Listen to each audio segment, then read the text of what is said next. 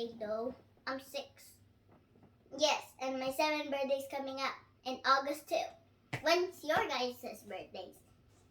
I'll be happy if it's on August. Any other August, or if it's close to August or after August. My brother used to be 8. He's 9 now.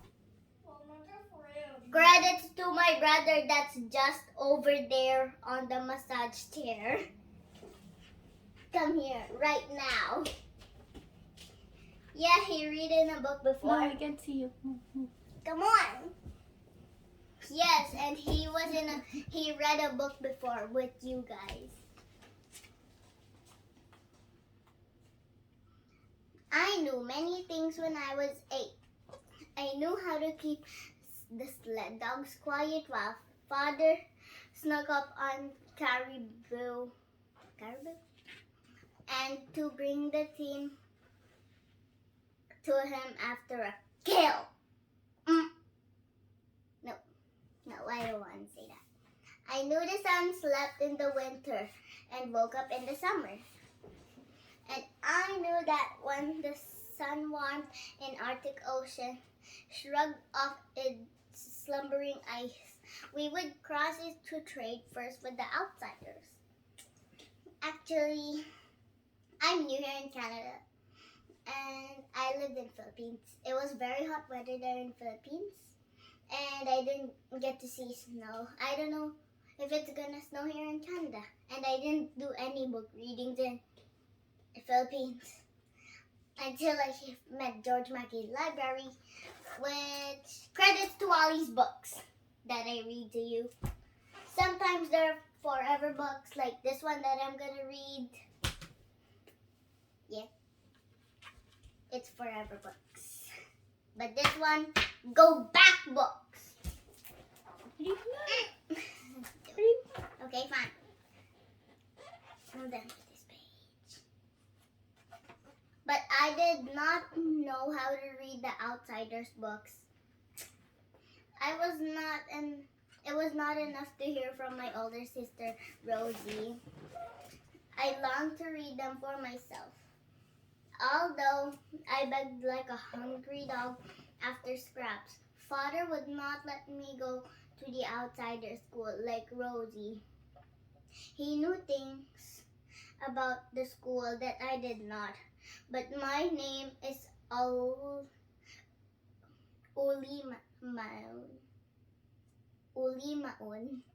There's a pronunciation thing here, Okay. so I can read it. The stubborn stone that sharpens the half-moon ulu knife used by your woman. I don't think that happens in school though. Doesn't happen in school. I wore away at him through the winter, and when the sun awoke again, we traveled to trade with the outsiders. He reluctantly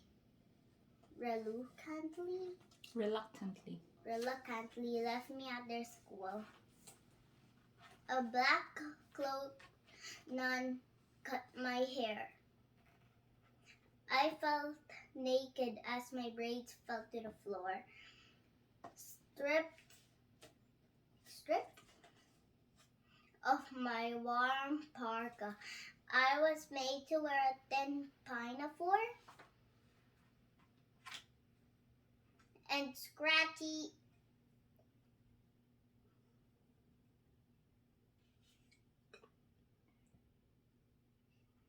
No, I'm not saying that. Next. No. With stockings too small to stay above my knees. My Inuit name was taken. I was to be called Margaret. All I had left was a beautiful book my sister read me about a girl named Alice. I hugged it to my chest and tried to be a brave girl like in the story. Every day for weeks we woke very, very early for chores. Instead of sitting in desks, we scrubbed the floor beneath them. We washed walls and dishes and laundry. And then we went to church and kneeled our already aching knees to clean our souls. I worked hard, but it brought me no closer to being able to read. Yeah, I go to church. I'm Christian. Like that Noah's Ark book I used to read. You should check out that one if you haven't. Yeah, I'm Christian, and I like church here. When the skiff of snow returned and my hopes were nearly dead, the kindly had done led us to a classroom and told us to be seated. At last we were going to read. Behind the teacher's desk sat the nun who had cut my hair. I didn't want her for a teacher, but I sat very tall so she would know I was eager. A few older girls raised their hands, so I did too. The nun laughed and motioned for me to stand and read. Read? I couldn't even speak English. I scowled at their others giggled. As the others giggled. I'm making mistakes a little. It's okay.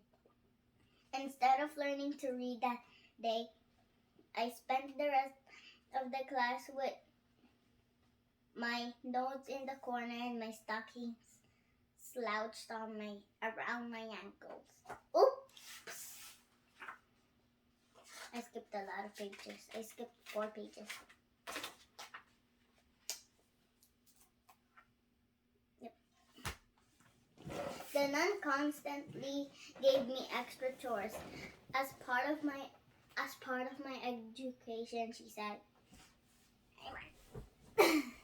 Yeah, that's more comfortable.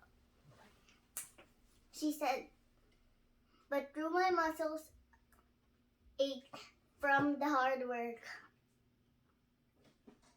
and I could barely keep my eyes open. She could not wear out my determination. I used every task as an opportunity to learn new words. I studied each letter of the alphabet before wiping it from the board. Do you know your letters? Let's do it together. A, B, C, D, E, F, G, H, I, J, K, L, M, N, O, P, Q, R, S, T, U, V, W, X, Y, and Z. Okay, now you know your ABCs. Now come read with me. I looked at the labels on cleaning supplies and sounded out the words. I even studied the writing beneath pictures in the wall.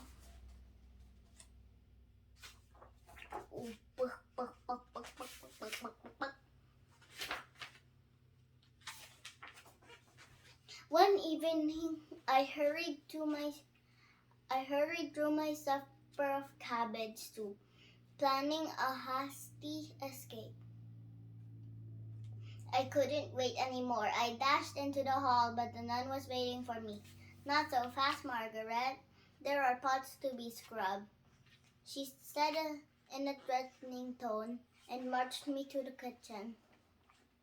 With my arms scalding water up to my elbows, I couldn't hold back my frustration. I could be reading, I muttered.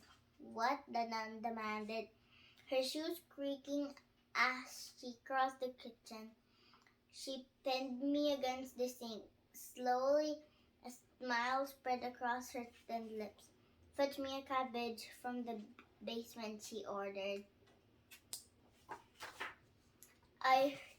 I'd hear stories of children who disappeared down that dark cavern. I don't know. What's the spelling? Cavern. Cavern. Cavern. I descended each step deliberately, hiding my fear. My hands quickly found the cabbage in the shadows, and I scurried the stairs, but she slammed the door, shutting out all the light. That would be scary. I would not do that. What is wrong with this girl? I'm sorry.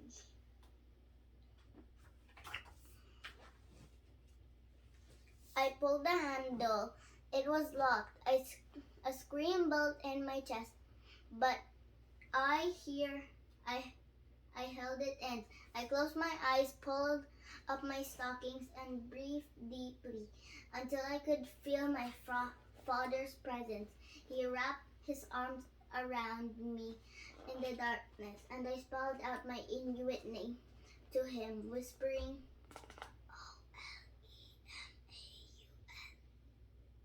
His proud smile made me stronger. So I worked through the name of my distant home, Bankisland.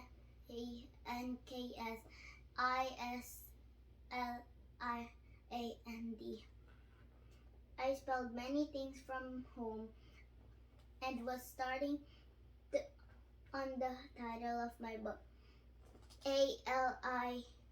When the door opened, I squeezed past the nun and returned to the scene. Her angry black eyes raised goosebumps on the back of my shaved neck, but she could not make me cry.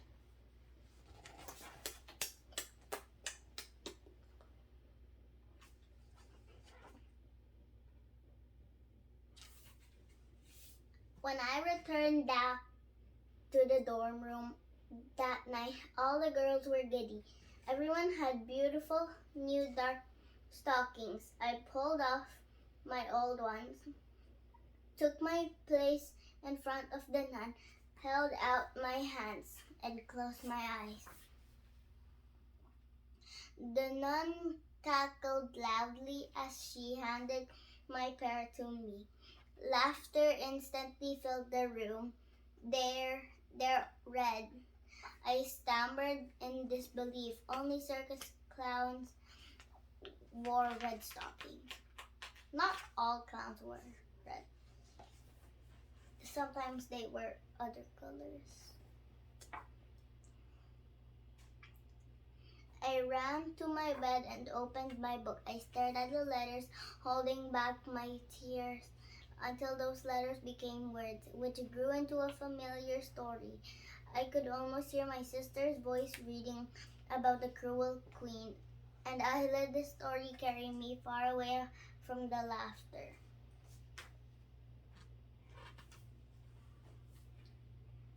The next morning, I crept quietly to breakfast, but an older girl saw me and called out, "Fatty legs," as a bit of food fell from her mouth.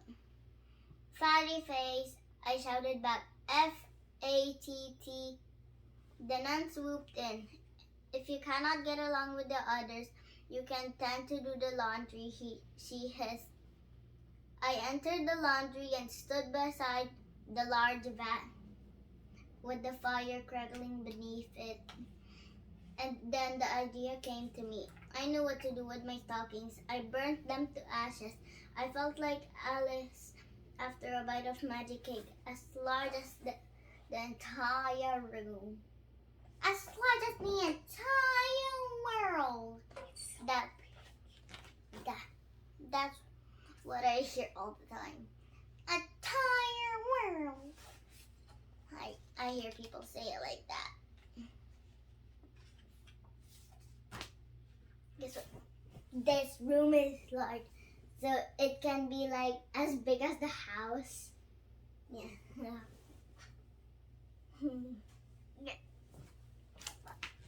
When the nun saw my bare legs, she exploded. "Margaret, put on your stockings," she demanded. I set my jaw and crossed my arms. "I can't." "Why not?" "I just can't." I know one song, like I know a little. Bang, bang, choo-choo train. You know that? I can't. Why not? Silly. I can't. Look, I can't. Why not?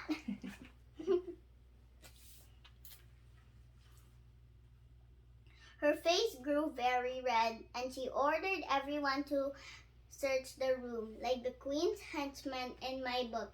They scurried around, upturning everything. Books were torn from the shelves, and blankets from beds. No one was calling me fatty legs now, and no amount of searching could ever bring those stockings back. Of course not. Like it's burnt. Oh, okay. The nun snarled when I was allowed another pair. In my new thick gray stockings, I felt victorious. But when I strode into class the next day, the nun slammed a book on my desk. It was a green reader like the older girls used. Page 34, she said. She wanted me down to size. She wanted to cut me down to size. I opened the book, nervousness swelling in my throat. I looked at the words and began slowly twisting my tongue around the consonant and forming my mouth around the vowels.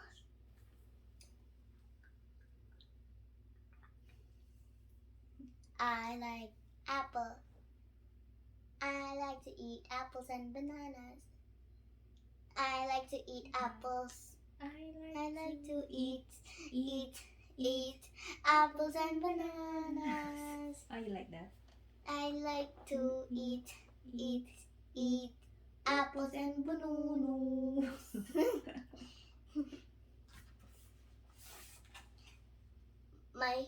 By the second paragraph, I confidently sliced through the words without a single moment of hesitation.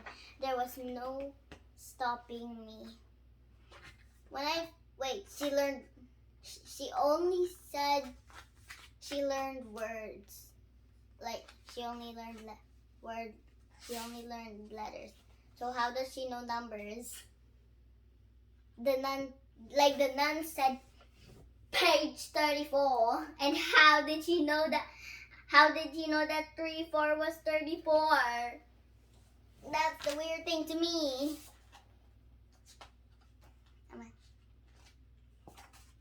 When I finished, I looked up, but the nun was facing the blackboard. Sit down, Margaret, she said. I felt a great happiness inside that I dared not to show. I feel like I'm gonna let out a burp. Sit down. I quietly took my seat. I was Olimaun. How do I pronounce it again? Olimaun. Conqueror of evil, reader of books. Ow.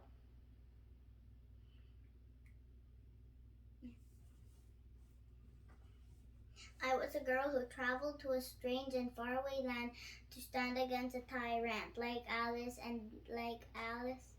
I was a brave, clever, and unyielding, as strong as the strong stone that sharpens an ulu.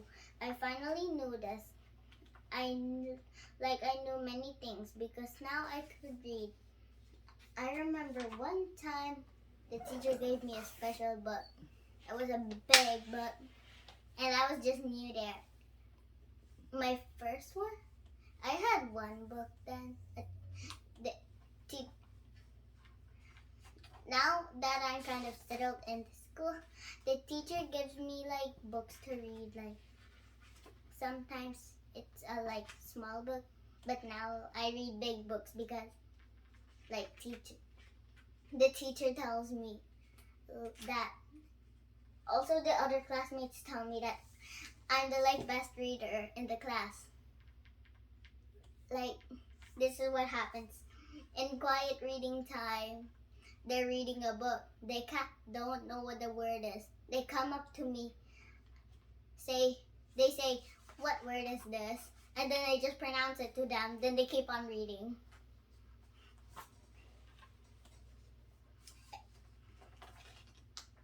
The chapter book I have right now is Lady Grace Mysteries. It's the big book. The first one I had is... Oh! I think I should stop explaining. Bye!